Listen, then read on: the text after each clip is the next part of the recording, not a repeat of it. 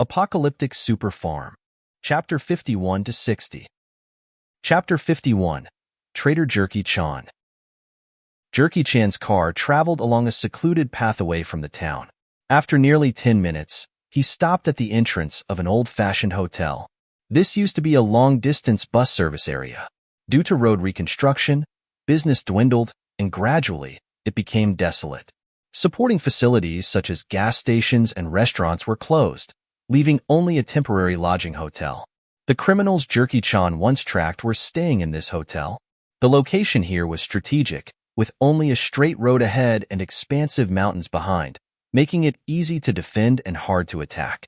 For several kilometers around, there was no sign of human habitation except for this solitary hotel building, standing like a castle of demons. In the backyard of the hotel were parked several high-powered off-road vehicles, the same ones Jerky-chan had seen the criminals use. They were still here.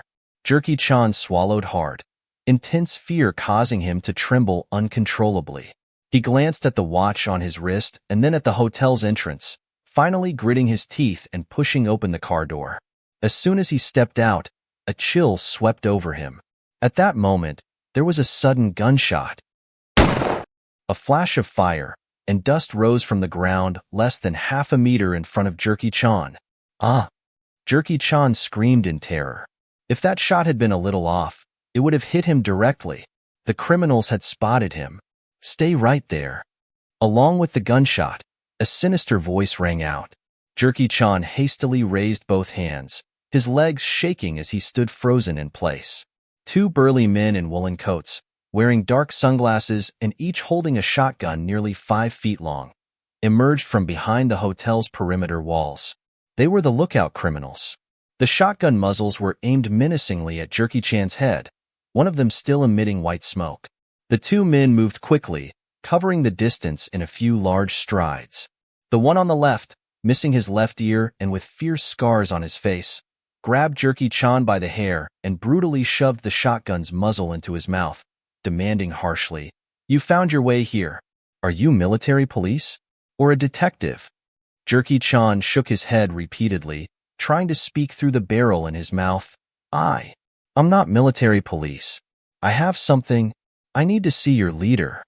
The scarred man frowned, his face twisted into a sneer. "You found this place hidden so well. You must have been watching for a long time, huh? Who the hell would believe you're not police? Don't waste time with him, just kill him," the other burly man said darkly. The scarred man was about to pull the trigger. Jerky-chan's pupils contracted, almost screaming out, "I know where there's food. I can take you there to get food." The other burly man immediately grabbed the scarred man's arm and then pulled the shotgun out of Jerky-chan's mouth.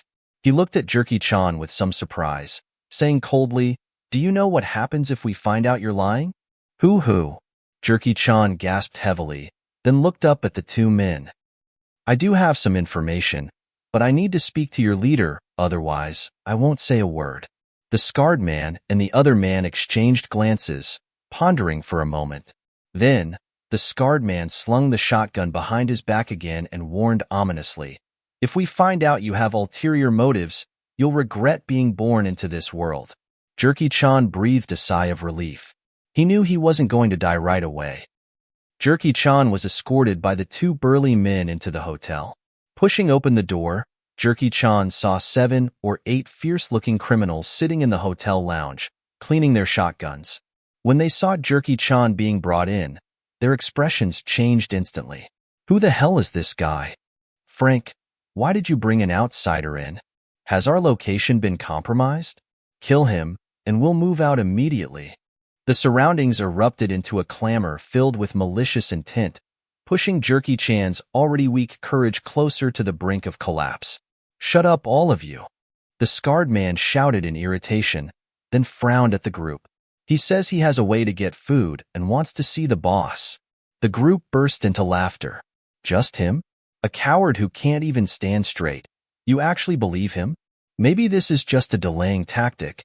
I'm telling you, we've cleaned out almost all the towns around here. If we couldn't find food, how could he?" The scarred man looked at them expressionlessly, then said in a deep voice, "Have you said enough? If you have, get lost." I'm taking him upstairs." It seemed that the scarred man held a significant position among these criminals. Under his rebuke, the hostile gazes fixed on Jerky-chan slowly shifted away, and the scarred man dragged Jerky-chan upstairs. He locked him in a room, saying, "I'll inform the boss. You wait here."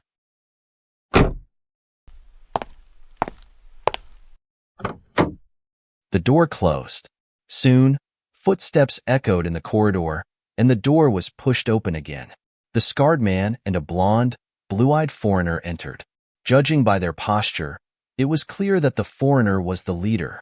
The head of this group of grain-robbing gangsters was actually a foreigner?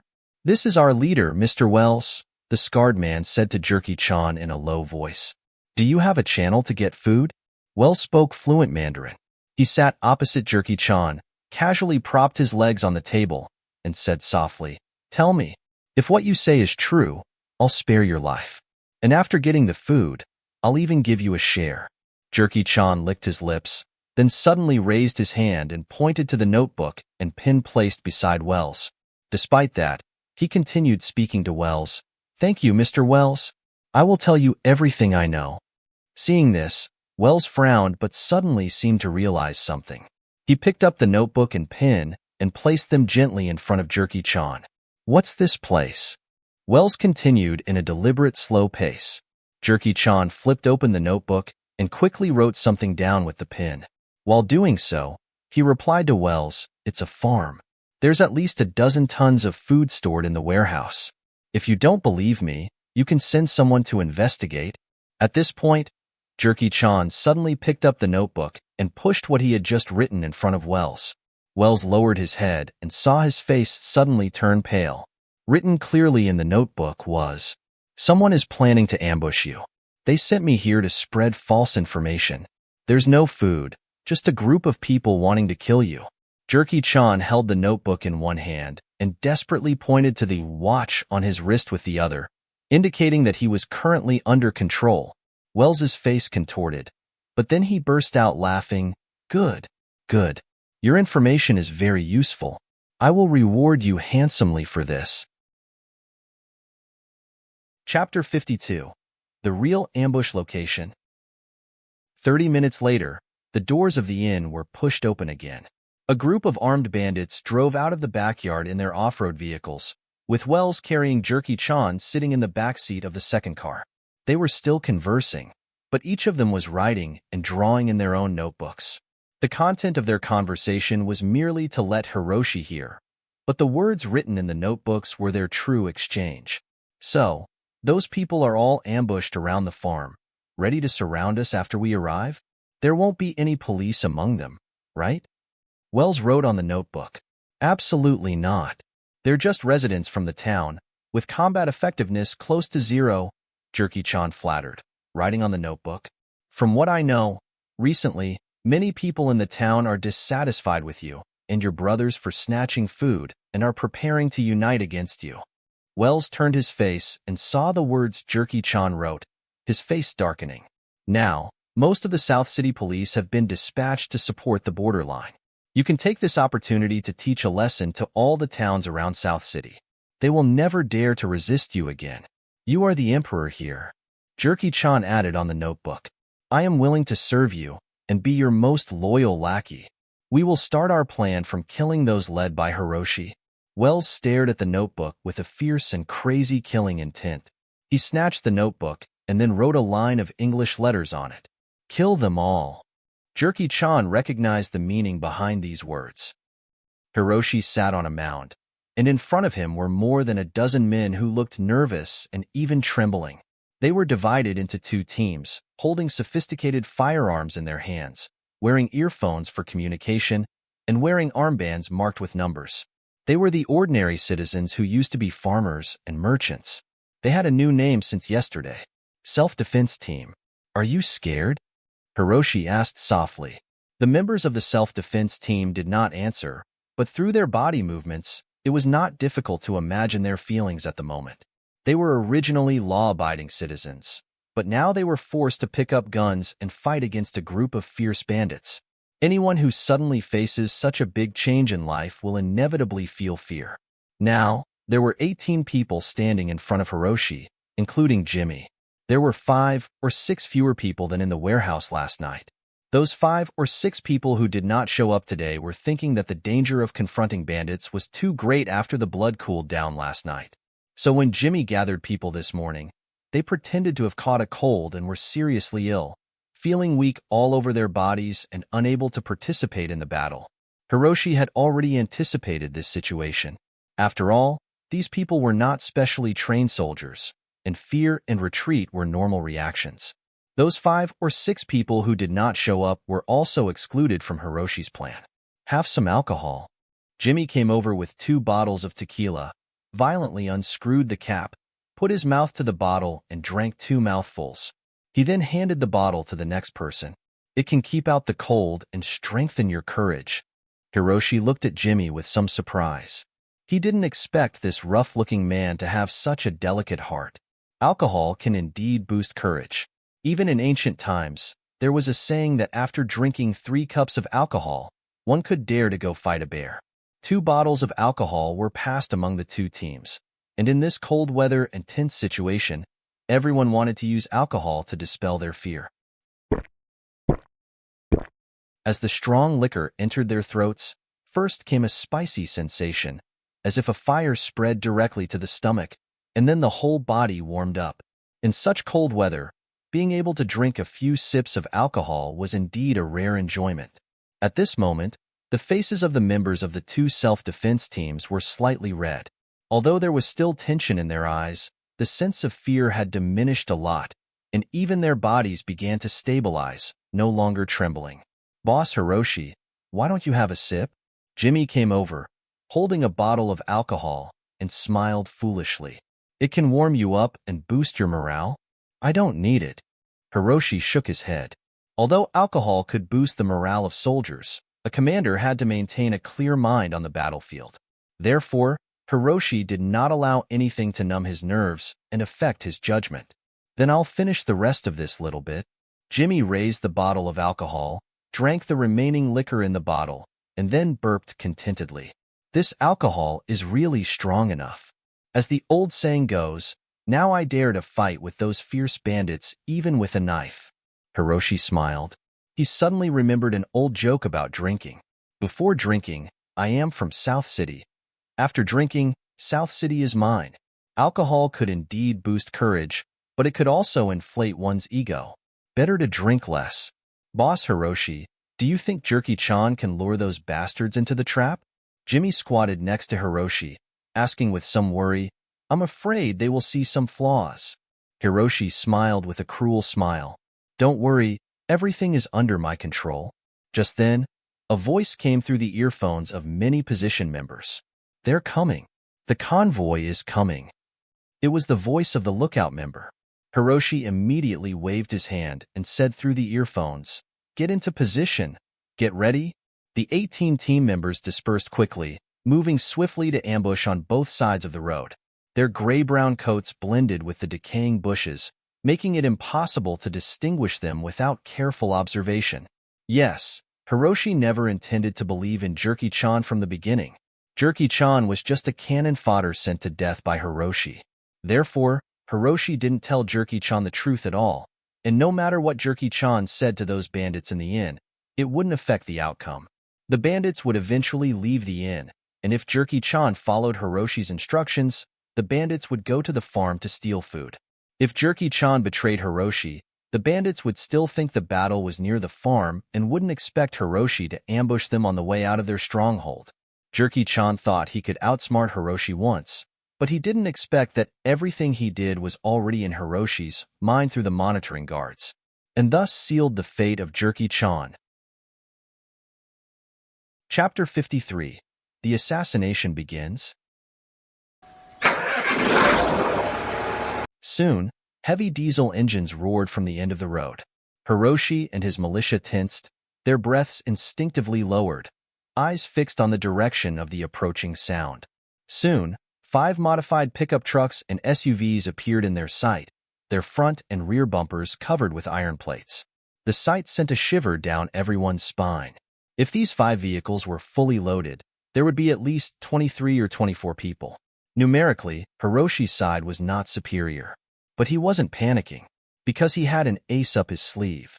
Although Hiroshi wanted to establish his reputation in the small town through this operation, he wasn't foolish enough to pin all his hopes of eliminating the bandits on the newly formed militia. The hidden fighters lurking in the shadows were the real trump cards that would decide the outcome of this battle. Soon, the several off-road vehicles arrived near Hiroshi's ambush location. Suddenly, a light sound broke the silence. The leading vehicle wobbled and stopped. One of its front tires had been punctured, deflating instantly. The convoy halted. Wells, seated in the second vehicle, frowned and asked over the radio, "What's going on?" "Report, tire puncture," came the quick reply from the lead vehicle. Wells grew impatient and instructed, "Change that damn tire right away. Don't dawdle here." Ever since leaving their base, Wells had an unsettling feeling gnawing at him. It felt like something terrible was about to happen. Two armed bandits jumped out of the leading vehicle to change the tire. Hiroshi lay flat behind a mound of dirt. He watched as two bandits jumped down from the front vehicle. They were tall and had a cold, stern demeanor. Judging by their gait and mannerisms, they were definitely not ordinary people, perhaps not military trained, but certainly had undergone specialized security training. Each of them held a hunting shotgun, the kind used by rural hunters to hunt wild animals. These shotguns fired steel pellets with short range but large coverage, delivering tremendous force. Even thick-skinned animals couldn't withstand a hit at close range, let alone a human. Hiroshi was armed with a Colt M1911 pistol, a modern weapon he had purchased from the market. It could hold 8 rounds, replacing the original 5-round capacity of the revolver. The effective range of the M1911 was 50 meters, but even hitting a target accurately within 15 meters was considered exceptional for a beginner. Hiroshi didn't expect all militia members to be crack shots. If just one of his 8 bullets hit an enemy, it would still be a significant victory. Soon, the flat tire was removed. When the bandit saw the tire was punctured by a triangular iron thorn, his face turned pale. The bandits looked ahead and quickly found several similar iron thorns on the road, covered by fallen leaves. The coincidence was too suspicious. The bandits' pupils dilated. They seemed to have guessed something and abruptly stood up, about to shout. It was then Hiroshi thundered, "Positions 2, 3, 4, 5, 6 suppressive fire. Positions 7 and beyond. Throw Molotov cocktails."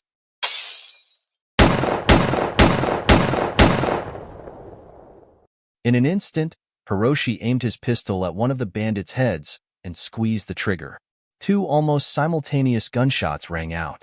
The 2 bandits changing the tire were shot dead on the spot, collapsing to the ground. Simultaneously, intense gunfire erupted. Dozens of militia members rose from the bushes on both sides of the road. They held 2-liter bottles filled with gasoline, lit the cloth wicks with lighters, and hurled them at the bandit convoy several meters away. "You bastards! Damn your grandmas! You killed my dad! I'll avenge him!" One militia member roared, his voice filled with hatred. Hiroshi recognized him. His name was Simon, from a family that owned a flour mill. 3 days ago, his family had been looted and his father killed by these bandits. Filled with rage, Simon wanted to rush up and skin these bandits alive. This was Hiroshi's greatest fear. In his plan, the militia's current positions were optimal: good cover, less risk of injury, and with homemade Molotov cocktails and pistols, a concerted attack could potentially wipe out the bandits. However, if someone in the team disobeyed orders and left their position, creating a gap in firepower, it would spell trouble. "Simon, stay in your position. Don't move. Obey commands. Prepare to fire." Hiroshi's gaze hardened. He commanded over the radio, "Hold your positions. If you don't, not only will you get yourself killed, but you'll jeopardize your teammates too." Hiroshi's stern reprimand echoed.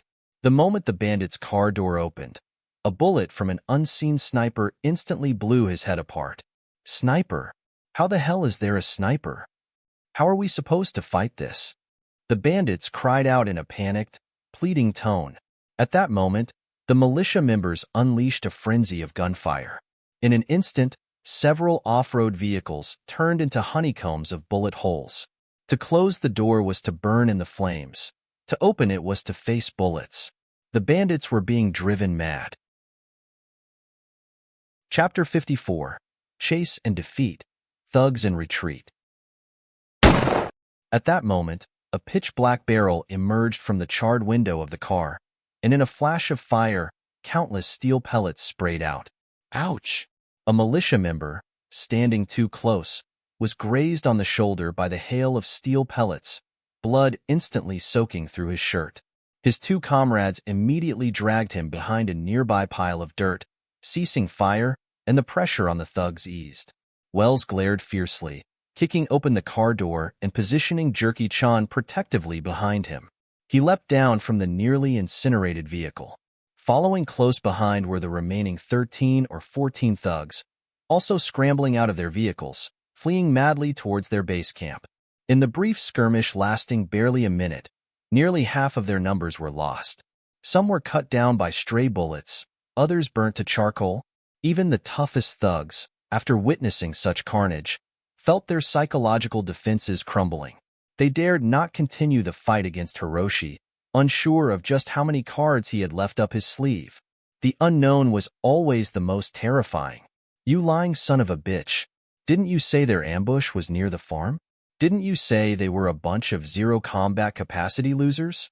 Wells, running for his life, dragged Ch51-60, his face contorted with rage. Explain to me then, how a bunch of zeros could decimate half of my men in one round? Ch51-60's legs trembled, barely able to walk on his own, completely reliant on the robust Wells and another thug to keep moving. Wells suddenly caught a whiff of a foul smell and looked down to see Ch51-60's pants soaked in a puddle, steam rising from it. "F*** you." Wells exploded in anger, cursing in his native tongue. Turning to look behind, he saw Hiroshi catching up with his team, a mixture of anger and panic overtaking him. He raised his hunting rifle, pressing it against Ch51-60's chest. "You dare deceive me? This is the price of deception." Ch51-60 seemed to suddenly realize, screaming, "Don't kill me! Don't kill me! I was deceived too, Mr. Wells." Wells' eyes glinted with ferocity as he pulled the trigger. Ch51-60's body flew back 3 to 4 meters, a gaping bloody hole in his chest, collapsing on the road, convulsing uncontrollably. "Run!" Wells yelled, swiftly leading his remaining 13 men in a desperate escape. Ch51-60's gaze turned vacant, pupils dilating, blood pooling around him. His mouth moved silently, muttering, "Hiroshi, you deceived me. You deserve to die." Hiroshi and his team caught up, seeing Ch51-60 lying there, devoid of sympathy or guilt. Since the moment Ch51-60 decided to betray them, whatever fate befell him was of his own making, nothing to do with Hiroshi. In your next life, don't be a traitor. Hiroshi glanced coldly at him and briskly walked past. The militia members also witnessed Ch51-60's fate, but Hiroshi had already informed them about Ch51-60's plan to defect to the thugs the previous night. Their eyes now held disdain, especially Simon, who harbored intense hatred for both thugs and turncoats like Ch51-60. "Ha, bastard!" As Simon walked past last, he spat on Ch51-60 in utter contempt. Ch51-60's body finally stopped convulsing, lying motionless, lifeless. Wells sprinted all the way, ordering his men to scatter, no longer sticking to the road but running through the fields on either side. He had realized that despite Hiroshi's well-equipped militia, most of the members, aside from Hiroshi himself, were ordinary people with low combat abilities and far inferior endurance compared to his men. After 2 or 3 minutes of chase, the militia members gradually widened the gap. Only Hiroshi continued the relentless pursuit. As long as these thugs scattered, Hiroshi alone couldn't chase them all. But then, the sound of a sniper rifle rang out again. One thug, who had run into the wilderness, was instantly blown apart, half of his body shattered. Other thugs were scared witless, quickly retreating back onto the road. Wells, witnessing this, felt his scalp tingle. Among their pursuers was not only Hiroshi himself, but also a sniper. At that moment, a battle-hardened fighter with a metallic sheen all over him was lurking in a concealed spot 500 meters away, the barrel of a sniper rifle emitting faint wisps of smoke. This damn yellow monkey. If we can't shake him off, that sniper hidden in the shadows will kill us all. Wells was furious, glancing back at Hiroshi, suddenly firing his rifle behind him. Hiroshi's pupils constricted, swiftly dodging to the left, the pellets grazing his side. Damn it! Wells cursed again, continuing his flight. Hiroshi's eyes grew colder. He could have caught up long ago, but facing a dozen or so rifles simultaneously aimed at him would have been awkward even for him. So, he maintained a distance of a dozen meters, neither too close nor too far, taking advantage of the longer range of his pistol to knock down an enemy every few seconds. Following the chase, Wells' group dwindled, now down to only 8 men including himself. We can't run forever. Wells' stamina was nearing its limit. His lungs felt like they were about to burst, the air he breathed in burning his throat. If they kept this up, even if Hiroshi didn't kill them, exhaustion would. He felt Hiroshi seemed to have infinite stamina, his pace relentless and steady, seemingly tireless. Most importantly, he felt Hiroshi was playing a game of cat and mouse with them, clearly capable of finishing them off. He continued giving them hope, only to shatter it bit by bit. Prepare to fight back. We have 8 men against 1 person and a sniper. Even if they both fire simultaneously, they can't kill all of us in an instant. Wells abruptly halted, turning around, glaring at Hiroshi, aiming his rifle. But just as Wells uttered those words, another thug beside him was blown apart by the sniper's formidable shot. Blood splattered, drenching the faces and bodies of the remaining thugs, showcasing the brutality in the most vivid way. Killers will be killed. Hiroshi stared expressionlessly at Wells and his remaining thugs, his voice low. Are you ready to meet your death? Chapter 55. Eden. Fear, death. These emotions engulfed Wells and his men in this moment. Never had they imagined being driven into a corner by one man. Don't kill me. Don't kill me. I was just driving for them. Never laid a hand on anyone. At this moment, a younger thug couldn't bear the fear any longer. He dropped to his knees with a thud, raising his hunting rifle above his head, sobbing uncontrollably. I confess. Let the military police arrest me. The collapse of one person often triggers the collapse of many others' psychological defenses. These thugs may have looted around the small town, injured people, but they were not professional killers. They were just a bunch of heartless bastards, far from the tough and ruthless attitudes of TV show gangsters. They could bully defenseless ordinary people, but when faced with someone capable of twisting their necks, their baseness and fear were fully exposed. They didn't even qualify as tough thugs, just a bunch of cowards who bully the weak. Please spare us. We surrender. We won't dare again. Have mercy. Seeing this, the few remaining thugs besides Wells lost their courage to resist Hiroshi. They all fell to their knees, banging their heads on the ground. If Hiroshi was alone, they might still have the courage to resist. But now, hidden in the shadows, there was a sniper. You useless bunch. Get up. Wells went berserk, kicking and punching the thugs. Even with that sniper, it's just 2 people with guns against our 8. Can they really kill all of us in an instant? Hiroshi chuckled. As Wells said, if these people resisted, he couldn't possibly kill them all in an instant. It would only take sacrificing 2 lives for the enemy to launch a counterattack. But the question was, who would sacrifice their own life to secure their companion's chance to fight back? Soldiers with faith in their hearts would. Warriors who have homes to protect would. But these thugs who gathered solely for profit would not. Their thoughts were simple. This blonde pig Wells has it all figured out. But if one of those 2 people killed in the counterattack is me, then what? If I die, I have nothing left. Why should I use my life to ensure you all escape safely? Being caught, let's get caught together. Death, let's die together. This was the truest portrayal of the thug's mentality. Drop your guns. Hiroshi looked expressionlessly at Wells. Kneel down, answer my questions, and I'll let you die in one piece. Hiroshi didn't hide his intention to kill Wells. Wells was the leader of these thugs. He had to die. Hiroshi wasn't afraid Wells would go berserk upon hearing this. The adult combatant had already aimed the muzzle at Wells's head, and half a second later, his head would explode like fireworks, evenly spreading within a 5-meter radius. "You damn yellow monkey, I'll never surrender to scum like you." Wells's eyes were furious. He raised his hunting rifle to shoot. He knew very well that if he surrendered, others might still have a chance to live, but he would surely die. Surrendering meant death. Resisting also meant death. He wanted to try his luck, but he was thinking too much. Before his finger touched the trigger, Hiroshi had already raised his hand, and the 45mm caliber bullet from the M1911 hit Wells's gun-wielding arm. Wells screamed in agony. His right arm hung limp, blood gushing from his elbow. His right arm was now useless.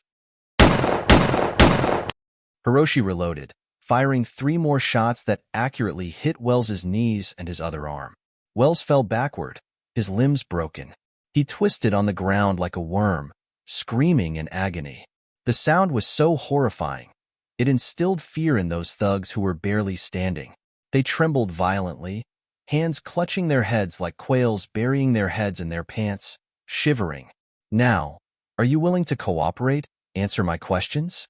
Hiroshi walked up to Wells, looking down at his contorted face twisted in pain. "If you're not willing, that's fine. I haven't had enough fun yet." Hiroshi's handsome face coupled with his threatening words had a profound impact on Wells. At this moment, Wells finally began to fear, his psychological defenses weakening. "I'll cooperate. I'll cooperate. Should have done that earlier. No need to suffer needlessly," Hiroshi sneered, then squatted down, asking in a low voice, "Does your gang have a mastermind behind it?"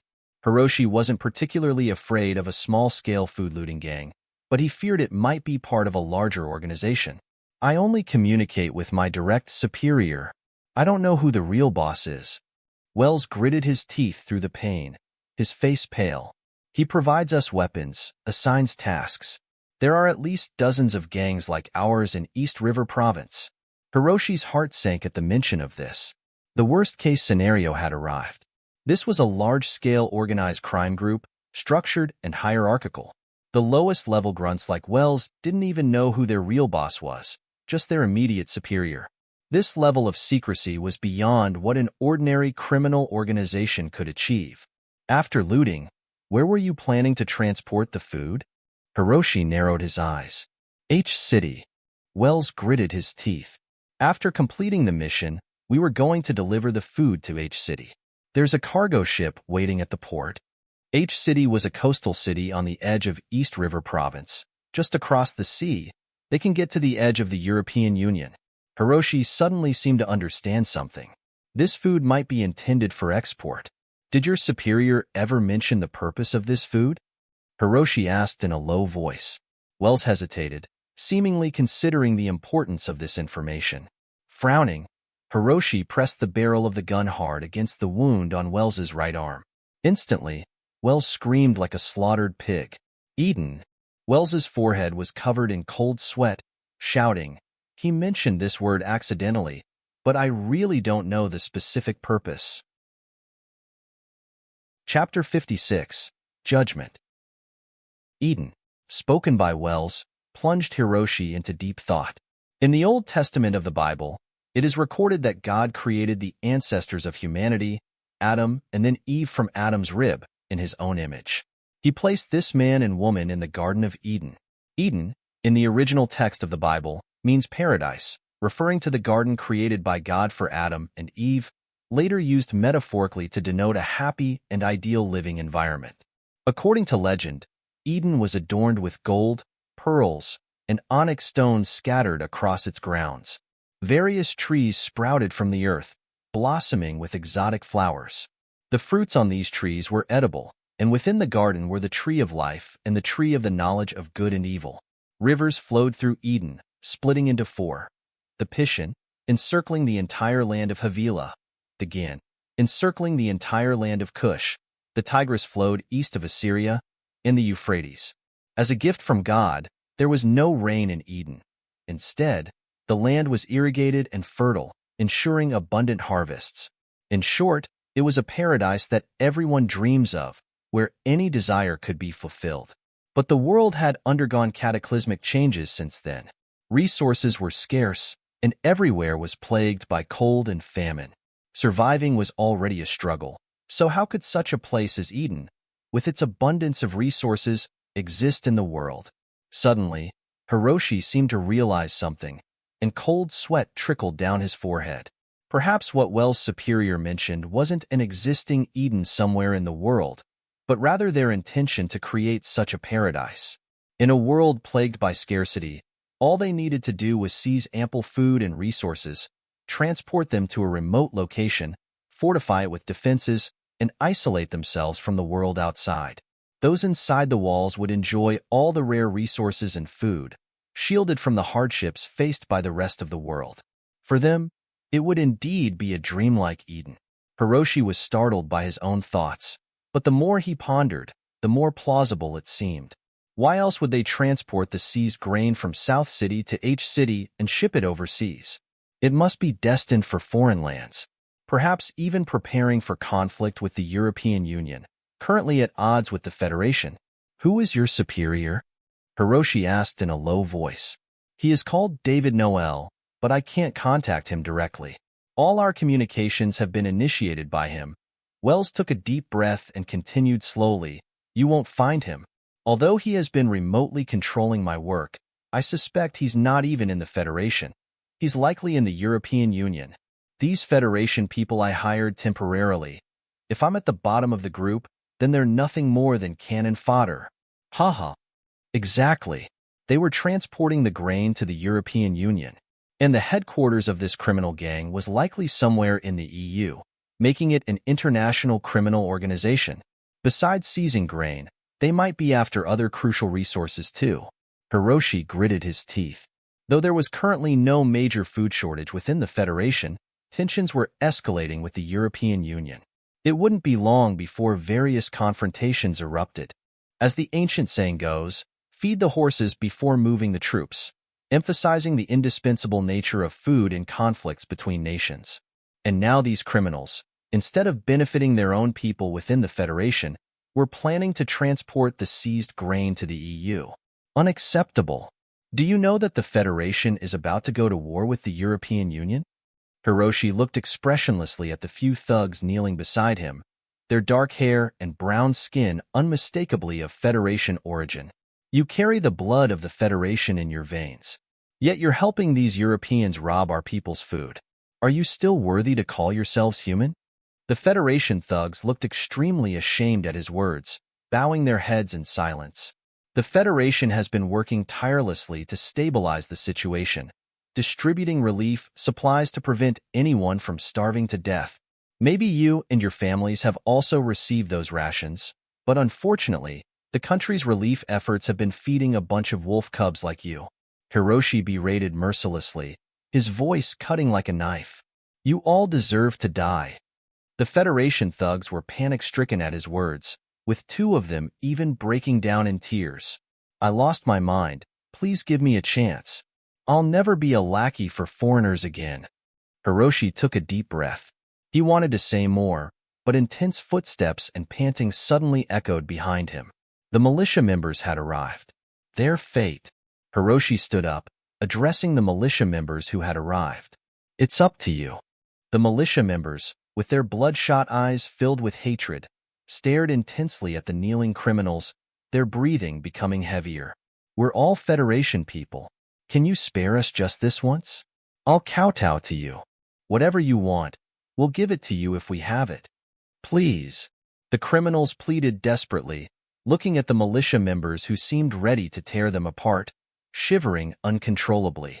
They had never seen such eyes filled with such intense hatred, as though they wanted to skin them alive. Now you beg for mercy? At that moment, Simon, with astonishing accuracy, rushed up to a criminal with a dark complexion and an afro hairstyle. He grabbed his hair, thrusting the gun into his mouth, his forehead veins bulging as he roared almost hoarsely. When you killed my father, he was also kneeling like this, begging for mercy. Did you spare him? Huh. He was already 70 years old. What threat did he pose to you? Why did you have to kill him? Do you know what it felt like for me when I watched the surveillance footage? The criminal's pupils contracted to their limits. He remembered. 3 days ago, when they looted a flour factory, he saw an old man whose face didn't sit well with him. Without a second thought, he shot the old man in the thigh, blood spurting everywhere.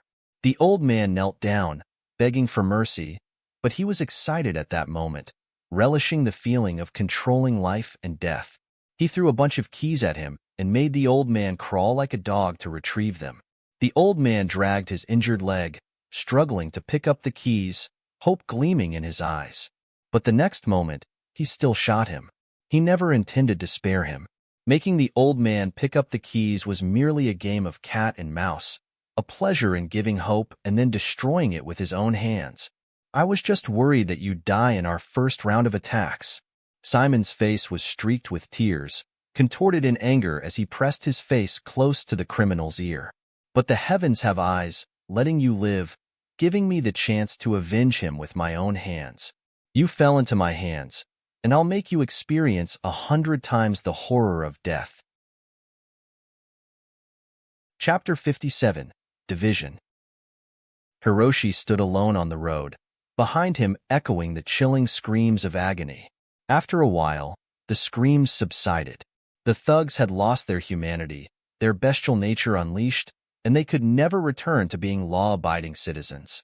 Thus, the self-defense team members showed them no mercy, dispatching each one with a bullet. Simon staggered over and collapsed in front of Hiroshi with tears streaming down his face. Boss Hiroshi, letting me take revenge personally, I am grateful to you. If you ever need me in the future, I will go through fire and water, no matter the cost. Hiroshi turned his head and saw the self-defense team members. They looked at him now with admiration, even a touch of fanaticism. This was exactly the outcome he desired. Through this incident, he had successfully established authority among the people of this small town. In the future, if he needed their help, they would not hesitate to provide it. This town served as the outer barrier for his farm. Naturally, Hiroshi hoped to have unquestionable command within it. That way, he could pursue any endeavor without hindrance. I've said it before, I will help you reclaim what you've lost, as long as you follow me. Hiroshi paused, then raised his arm. With guns in hand, follow me. Roar. The self-defense team members roared, raising their guns high. Hiroshi looked into the distance. That was the direction of the thug's stronghold, their next target. 20 minutes later, a large freight truck slowly halted in an open space in front of the thug's stronghold. Hiroshi stepped out of the cab, followed by the self-defense team members who had been sitting in the cargo area. Earlier that morning, Jimmy had used this truck to transport the self-defense team members to their ambush point.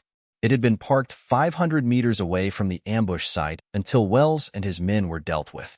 Now, Jimmy brought it back to retrieve all the food from the stronghold. At that moment, a window on the second floor of the hotel was shattered, and a gun barrel protruded, firing a shot. The bullet struck the ground less than 5 meters in front of Hiroshi and kicked up a cloud of dust. Hiroshi looked expressionlessly at the broken window on the second floor. A figure was hidden behind the glass, quickly darting away. Wells had planned to attack the farm earlier, and undoubtedly, there were people left behind in his stronghold. Their numbers wouldn't be few. Thinking this, Hiroshi gestured lightly. Simon and another self-defense team member dragged Wells' corpse over and threw it directly onto the ground, deliberately positioning it face up so that all the thugs inside the stronghold could clearly see the state of his demise. I know you can all hear me and see your boss. Hiroshi took a deep breath and shouted towards the hotel's second floor. If you don't want the same fate as your boss, come out and surrender your weapons. Otherwise, when we storm in, surrender will no longer be an option. You either die here, or we kill you all. Hiroshi's voice was penetrating, clearly audible even in the vast wilderness. Including the 5 thugs currently hiding inside the hotel, they all stood in the room where the gun barrel had just appeared, staring at each other, sweat beading on their foreheads. Damn it, even the boss is dead. What are we resisting for? Surrender. A burly man with a dark complexion was visibly terrified, his hands shaking slightly as he gripped his hunting rifle. There are too many of them, and their equipment is better than ours. If we fight, we don't stand a chance. When Wells was attacked earlier, a thug had managed to radio for help briefly, but the transmission was abruptly cut off after a brief message. Under attack, need urgent support? Upon receiving the signal, they had wanted to go out and rescue him. However, they feared falling into a trap set by the attackers, and Wells had specifically instructed them not to leave the stronghold for any reason. He warned them that their lives were forfeit if anything went wrong with the food warehouse. That scared them enough to remain inside. Anxiously waiting for 20 minutes, they did not receive Wells' triumphant return, only his corpse unceremoniously dumped in front of them. No way. We can't surrender. We've committed capital offenses. Don't forget, we all have blood on our hands. The thin, wiry thug standing in front of the window ledge gritted his teeth fiercely. If we surrender, even if they don't kill us, we'll be locked up in a dark, windowless prison for the rest of our lives. We won't see daylight again. The burly man glanced fearfully at the wiry thug. The wiry thug, named Tiger, was the cruelest aside from Wells and their gang. Since the apocalypse, he had personally killed 4 or 5 people who refused to cooperate in the food raids, including a fellow thug who defied his orders. Tiger's ruthlessness had earned him Wells' favor, promoting him to the gang's second-in-command. While Wells was away from the stronghold, Tiger was entrusted with guarding the food warehouse and wielded considerable authority. If you don't want to be slaughtered, pick up your guns now, or I'll kill you first. Tiger's wolf-like eyes scanned everyone, radiating murderous intent. The other 4 thugs reluctantly raised their guns, aiming them out of the window. Hiroshi watched the building without expression. A minute had passed since his ultimatum, and there had been no response. It seemed unlikely they would surrender. I'll give you one chance, Hiroshi announced calmly. From now on, within 3 minutes, if anyone voluntarily surrenders and brings me the head of the guy called Tiger, I will pardon all his crimes. Remember, I only want Tiger's head. His head will be your ticket to pardon. With these words, the atmosphere in the room on the hotel's second floor suddenly changed. Tiger abruptly turned his head, glaring fiercely at his 4 subordinates. But what he saw were 4 pairs of equally vicious eyes. Downstairs, a dark smile played on Hiroshi's lips. Chapter 58. We Surrender. Hiroshi's strategy was astutely calculated. If Hiroshi had stated, "Kill one of your companions, and you will be forgiven," half of the bandits would surely have to die to meet this condition. This would lead the bandits to suspect that Hiroshi was trying to divide them. However, by specifically naming Tiger as the target, Hiroshi planted seeds of doubt among the bandits. Was it because Hiroshi had a personal vendetta against Tiger? Or was it because Tiger was the most notorious among them, and Hiroshi simply wanted him dead? Perhaps Hiroshi didn't care about the other bandits' lives at all. Once the bandits started second-guessing and their resolve wavered, their combat effectiveness would significantly diminish. When a glimmer of hope appears, people often lose their willingness to fight to the death.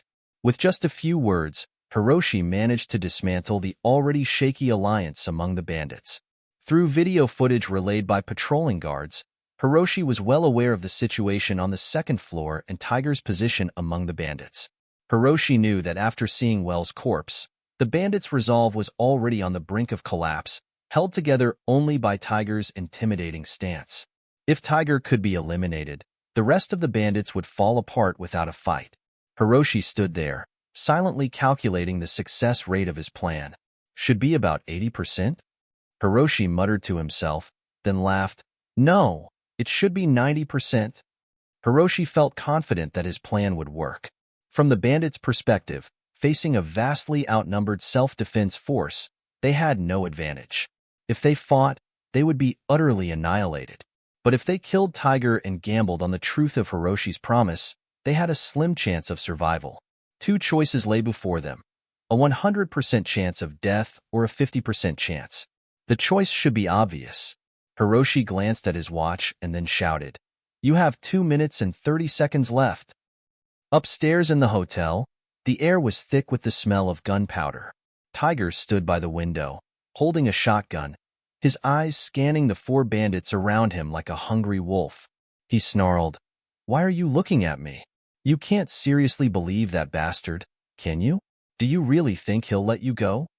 The four bandits shifted their position subtly, forming a circle around Tiger. The black-faced burly man, previously scolded by Tiger, spoke in a deep voice. You've killed people. We haven't. Even if we get caught by the police, we won't be sentenced to death. Right. A fat man immediately echoed. You've committed too many crimes, but we don't need to die with you. If there's a chance to live, of course we'll take it. A scar-faced man added coldly. The last bandit didn't speak, but his shotgun aimed at Tiger's head spoke for him. You idiots! You're all a bunch of hopeless fools. Tiger's neck veins bulged as he laughed coldly. Do you know what wartime laws are? You may not have killed, but you've looted, disrupted the peace, and committed gang crimes. That's still a death sentence. These people aren't police. I recognize them. They were the ones we robbed. The black-faced man replied. The police are too busy to deal with us now. If we can leave here alive, we can escape South City. The world is big, and the police can't catch us everywhere. You. Tiger was furious. He stepped forward to slap the black-faced man, but a clear sound of a bullet being chambered stopped him. The scar-faced man raised his shotgun, pressing it against Tiger's chest. It's time to stop flaunting your second-in-command status. You're about to die. We're going to use your life to get a pardon. With the scar-faced man's words, the other three bandits also raised their guns, aiming at Tiger. At this distance, if any of them pulled the trigger, Tiger would be riddled with bullets. A drop of cold sweat trickled down Tiger's forehead. He swallowed hard. Despite his ferocity, facing four guns at once made him hesitant. He bit his lip and pleaded, Brothers, listen to me. We've been together for 7 or 8 days now. Even a dog would have developed feelings by now. Are you really going to kill me without any sentiment? Tiger's words caused the four bandits to hesitate. Just as Tiger had said, despite being heartless thugs, they had spent the past week together, enjoying the spoils, drinking, and eating heartily. This had created a bond, a twisted form of camaraderie. Killing such a companion suddenly was something they couldn't do without a second thought. Seeing their hesitation, Tiger's face showed a pleading expression. How about this? You want to leave, I won't stop you. But can you spare me? Just like you said, you haven't committed major crimes. They won't kill you. Once you leave, I'll fend for myself here, all right? The four bandits exchanged glances, their eyes showing a mix of conflict. Their gun barrels slowly lowered. At that moment, Tiger's lips curled into a vicious, cunning smile. He raised his shotgun and pulled the trigger. A burst of fire erupted, and the black-faced man in front of him was hit in the chest. The force sent him flying several meters, leaving a gaping, bloody hole in his chest. He was as good as dead. The sudden change stunned the remaining three bandits. But within a split second, they roared in fury and pulled their triggers. Tiger had already discarded his shotgun after the first shot. A sharp military knife appeared in his hand from nowhere. He grabbed the scar-faced man's wrist, pushed it down, and with a swift motion, slashed the man's neck, severing his carotid artery. Blood spurted like a fountain. The scar-faced man staggered and fell, his shotgun's aim veering off and hitting a nearby pillar. But the bullets from the fat man and the other bandit were unavoidable for Tiger. 2 gunshots rang out. Having just completed a double kill, the ferociously resilient Tiger was shot. His left leg was shattered, with white bone fragments exposed to the air, sending shivers down the spine. Simultaneously, he was hit in the abdomen. His down jacket was torn, and blood flowed out, staining the white feathers a glaring red. Haha, you think you can take my head for a pardon? You're still too green. Without 2 lives to cushion, you can't take my life so easily. Tiger, looking like a demon from hell, leaned against the wall, covered in blood but still laughing maniacally. His face twisted in a sneer at the remaining 2 bandits. You fools, dreaming of survival. In this chaotic world, no one keeps promises. Do you think your fate will be better than mine? You'll just die a few minutes after me. I'll be waiting for you in hell. Then we'll settle this score. Tiger coughed up blood and finally couldn't hold on. Even an Iron Man would be shattered by 2 close-range shotgun blasts. You bastard! Even at death's door, you want to drag us down with you. The fat man, initially stunned, cursed angrily as he came to his senses. He grabbed the fallen knife and walked up to Tiger, stabbing down fiercely. Tiger's head slumped, and his body went limp. A minute later, under the watchful eyes of Hiroshi and many self-defense team members, 2 bandits dragged Tiger's corpse out of the hotel. We surrender. We surrender. Chapter 60. The Precious Treasured Sword. What lay before Hiroshi left him utterly speechless. It was an ancient treasured sword, sheathed in a black scabbard, with a color that spoke of its long history. It was carefully placed on a sword rack, hidden away so discreetly that if not for Hiroshi's wandering gaze, he might never have noticed it blending into the shadows. Hiroshi approached, extending his hand to lift the ancient blade from its rack. A chill ran through his fingers as he grasped the handle and drew the sword with a resonant clang. The blade gleamed coldly in the dim light of the warehouse. This was an ancient treasured sword. The blade was straight like a sword, with a slight curve at the very end, blending the regal spirit of a sword with the dominating aura of a saber. As he held it before his eyes, Hiroshi felt a sharp sting as though the blade's aura pierced his vision. This was undoubtedly a magnificent weapon, a formidable killing tool. The ancient treasured sword was one of the most renowned swords of the Tang dynasty, forged with the most advanced techniques of its time. The blade was robust and sharp, capable of being wielded by both infantry and cavalry. Japan's famous katana was originally modeled after the ancient treasured sword during the Tang dynasty. However, the craftsmanship of ancient Japan couldn't compare to that of the Tang dynasty, resulting in katanas that, while sharp, were incredibly brittle and prone to breaking. Eventually, they had to adapt, creating curved blades to increase their durability. The ancient treasured sword was considered a pinnacle of sword and saber craftsmanship in Chinese history. Due to its high cost and the difficulty of maintenance, few genuine pieces had survived over the years. Holding this sword, Hiroshi could sense the ancientness imbued in its steel. It was a peculiar sensation, as if he could touch the centuries it had endured. 1,000 years ago, this sword might have been gripped by a valiant general, slicing through enemies on the battlefield, leaving a trail of fallen foes. Every boy dreams of wielding a sword and roaming the martial world. Hiroshi was no exception. He stood silently for a moment before swinging the sword lightly towards a nearby shelf. With a crisp snap, a 3mm thick iron corner was cleanly sliced off. The cut was smooth, with no rough edges, sharp enough to cut through iron like butter. This must have been looted from some collector, destined for the black market overseas. The European Union once looted many Chinese artifacts for auction, a militia member remarked, watching Hiroshi with the ancient treasured sword. We've saved another piece of our heritage. I want it, Hiroshi declared, sheathing the sword with a decisive tone. The food, clothing, and spices in the warehouse held little appeal to Hiroshi. Only this sword captured his heart. From the moment he saw it, he knew it had to be his. The militia members were taken aback. While the antique sword was appealing, in this post-apocalyptic world, food was paramount.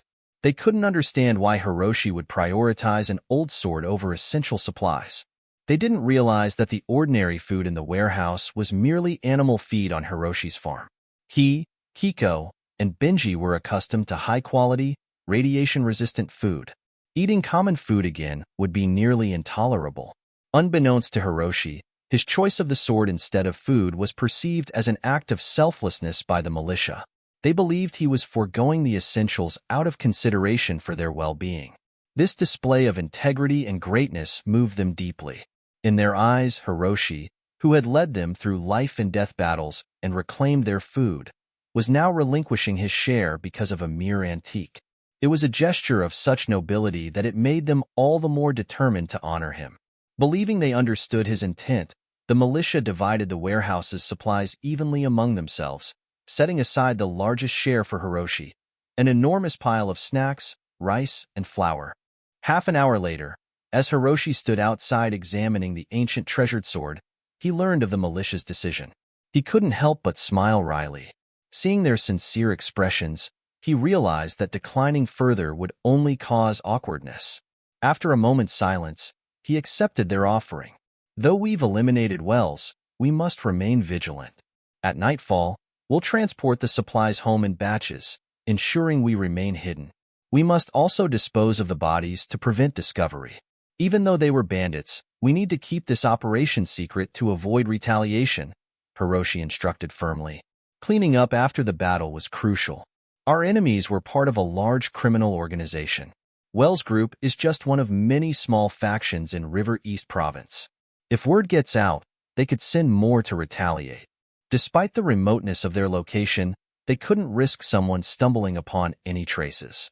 Secrecy was essential to prevent the remaining gang members from seeking revenge, which could jeopardize their hard-won security and resources. Hiroshi knew that surviving this period was critical. With time, he could develop his farm further, amassing enough points to trade for more warriors and weapons.